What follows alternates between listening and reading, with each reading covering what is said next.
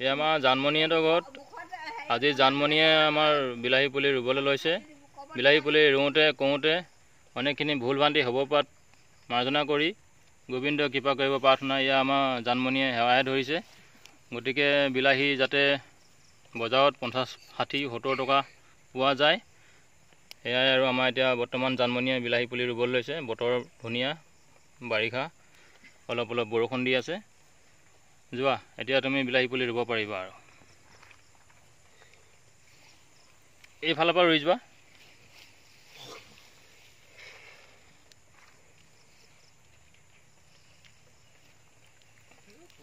সেয়াত নহয়, ইয়াত ৰোৱা।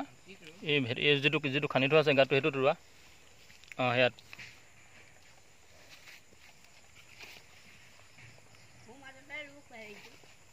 এটাহে ৰুৱে আকৌ দেই, এজোপাকেহে ৰুৱে।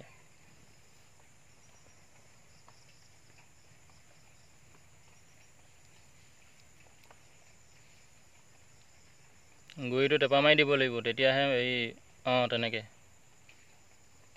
সোনকালে ডাঙৰ হ'ব। নমস্তে।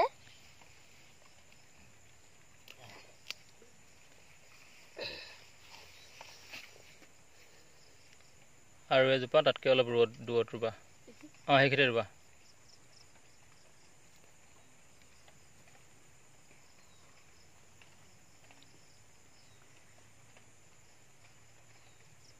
বিলাহী লাগিব, বিলাহী খৰাহি লৈ আহিবা, এখৰাহি ছিঙি লৈ যাবা। আৰু পকা পকা বিলাহী।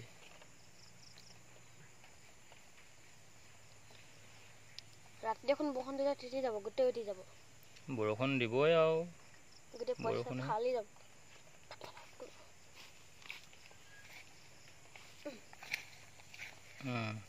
ধুনীয়া হৈছে, ধুনীয়া হ'ব বিলাহী। ধুনীয়াকৈ পাৰিছাচোন। এনেইহে নাজানো কৈ থাকে, চব জানে জানমণিয়ে।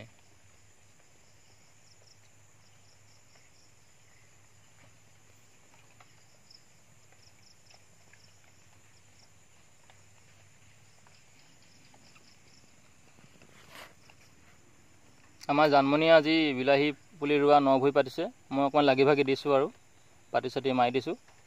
বিলাহী তেতিয়াহে খাবলৈ দিব, নহ'লে আকৌ নিদিব নহয় দেই। মাছত দিলে আহিব। অঁ।